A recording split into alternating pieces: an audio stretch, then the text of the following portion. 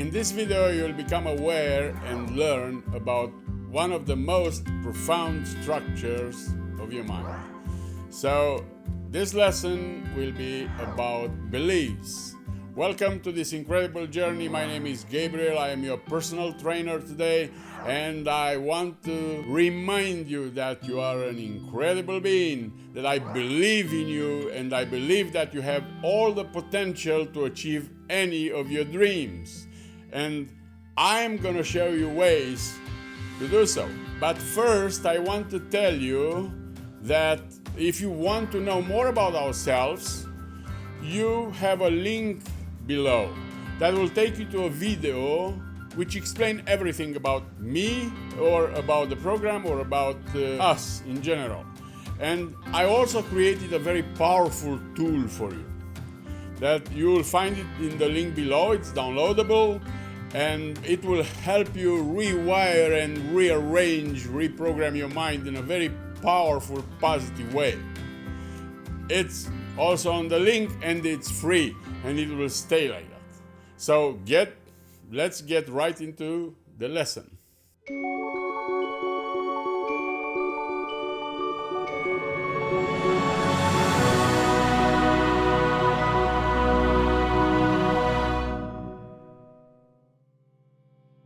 Welcome back. So today we'll talk about beliefs. Very important lesson to understand yourself, to understand others. They say that we don't see the world as it is. And I'm telling you, we cannot possibly see the world as it is. We see the world as we are. That's a tricky thing because many people believe that they see the reality. No, you don't see the reality. You see your reality. You don't see someone else's world. You can see only your world.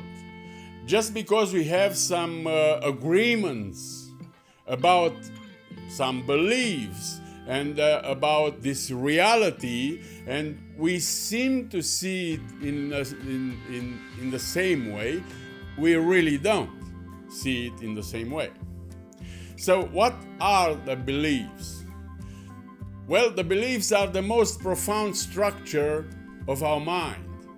It's like a mental map, okay? A mental map, and along with the values, which are the landmarks on the map, forming our most profound structure that helps us to perceive reality, the way we perceive it. Beliefs are very powerful patterns of thinking about life, about love, about relationships, about the world, about politics, about whatever you want. Those are very powerful patterns that are enrooted into our minds. That's why we have opinions about things, because of our beliefs. You probably heard about the power of thoughts. You become what you think about. Okay? So we have 60 to 70,000 thoughts a day. Are they all become reality? No, that will be awful. Most of our thoughts are not really ours. We just pick them up from the collective consciousness.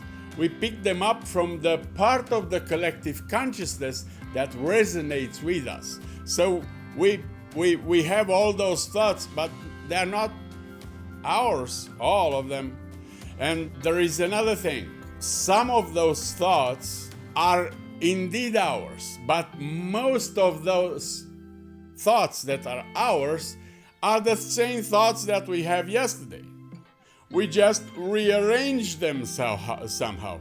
And what are the thoughts that are manifesting into our lives when we say you become what you think about? Into our lives, it will manifest only the dominant thoughts, the thoughts that are persisting into our mind. That's what is manifesting into our world, not all of them. So a belief, it's something less palpable than a thought.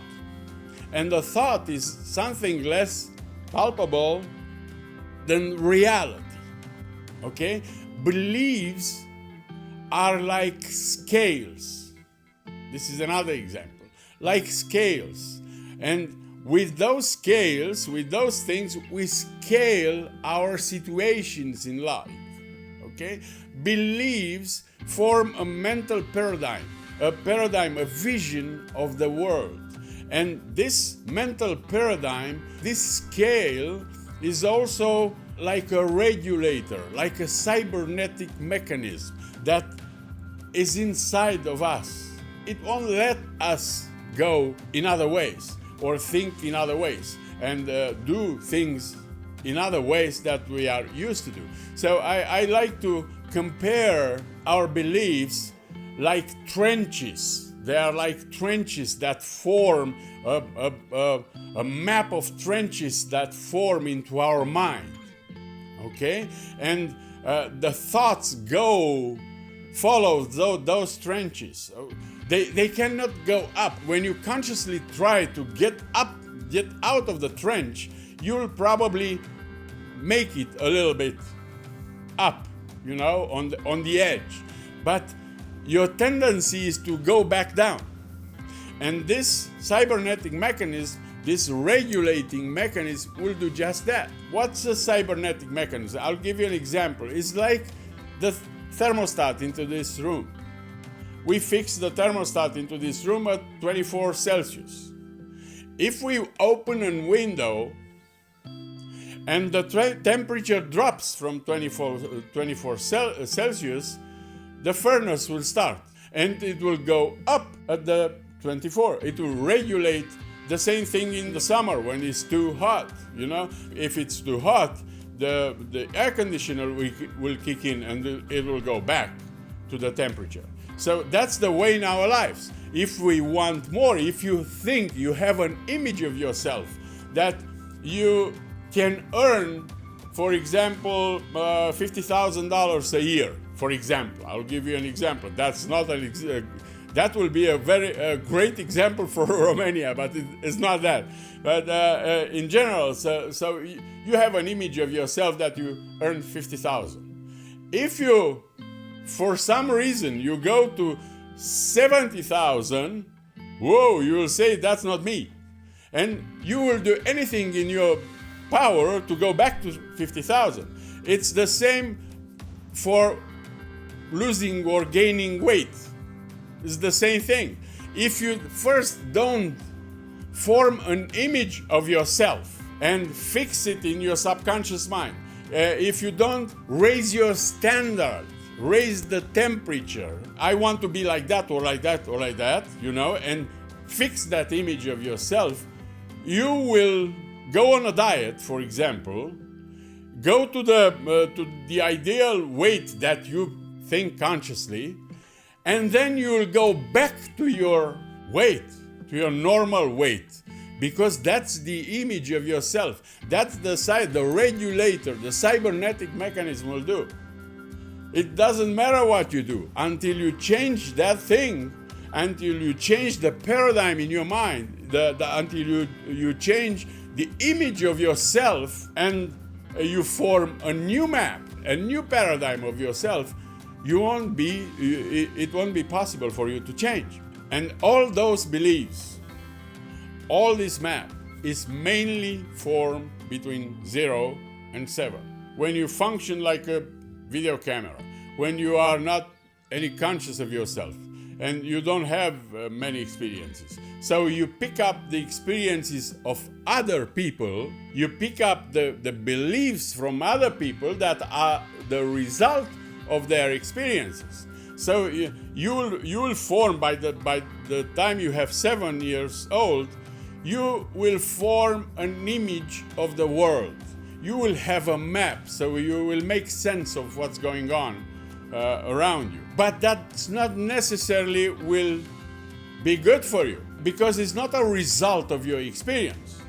It's not a result of your conscious mind of what you want. It's a result of somebody else's experience.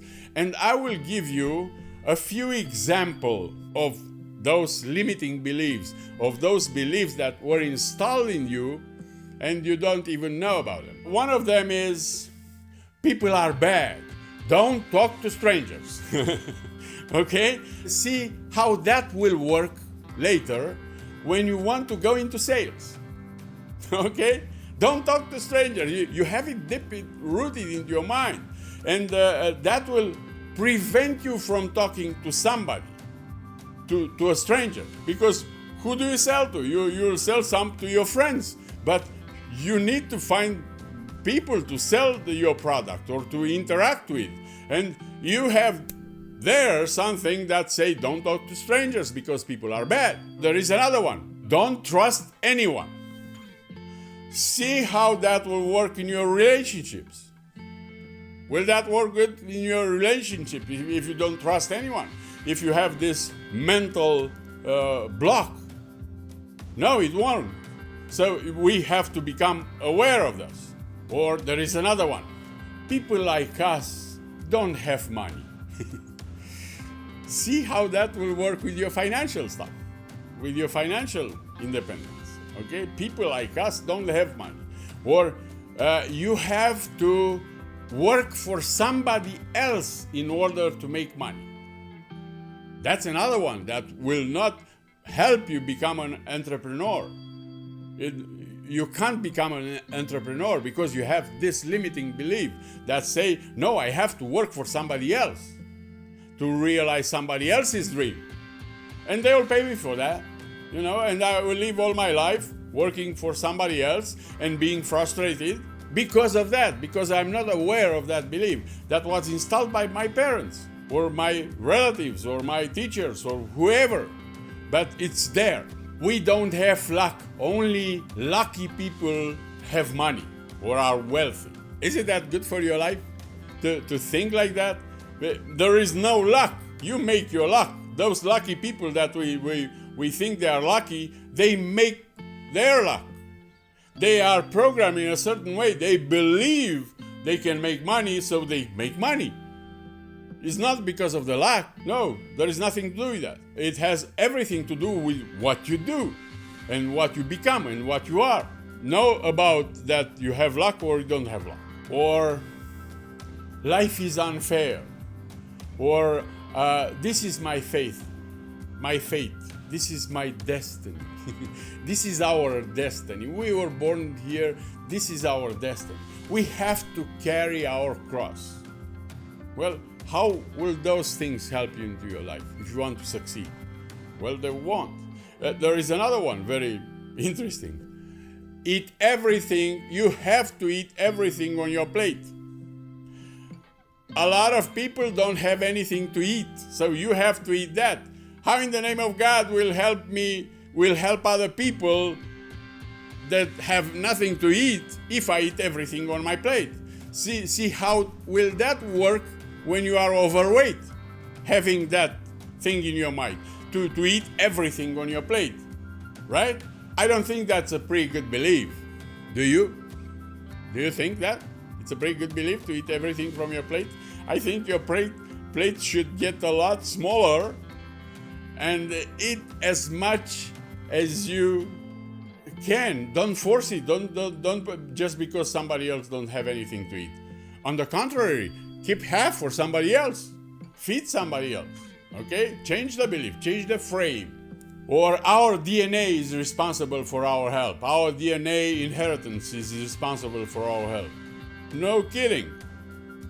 It might be at some level, but the new epigenetics show us that we can change our genes through our beliefs.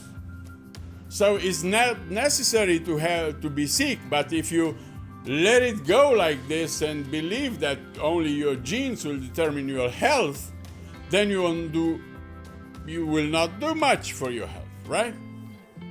So, can we change those beliefs? I just gave you an example. Can we change those beliefs? Of course we can. Of course we can. It's a goddamn software, like the software on the computer. And when you become aware of the software, you can replace it with a different software. You can even reinstall the operating system the whole goddamn thing operating system. So if you can do that because you are aware, first of all, of that, and you have the power, you have the mental faculties to do so. How do we do those things? We'll talk in the next session. We'll talk in the next lesson, when I'll teach you how can you do those things. Now, question of the day. How many limiting beliefs can you dig out? Besides those. Those were just some examples. I became aware of a lot of my limiting beliefs, and I had to work a lot on them. But I did it. I made it. I changed it. That's why I'm teaching you those things, not from the books, but from my own experience. And you can do it. Of course you can do it. So how many limiting beliefs can you dig out until the next session? Put them on the list. Make a list of them, because you are about to change them. I will teach you ways to change those things. This information is very important because it can change your life completely. It can change your perception about life. The simple awareness can have a huge impact. But if you are just aware, you will have an impact. But if you change it in an intentional way, that will change your life completely. It might seem not so easy in the beginning. It won't be easy to dig up all those things, to become aware of all those things. But if you put your mind on, if you put your brain on that, if you put your brain to work on that, you will find them. You will find them checking your behavior, and you will find, why am I behaving like? What limiting belief do I have? Or checking your results, financial results and relationship and stuff. What limiting belief do I have there? And I know you can do it, because I know there is greatness and light within you. There are not only clouds like limiting beliefs. I know you can do that. And I'm looking forward to see you on the next lesson, so you can start this journey of changing your paradigm and changing your reality. Until then, I wish you all the best, and God bless you.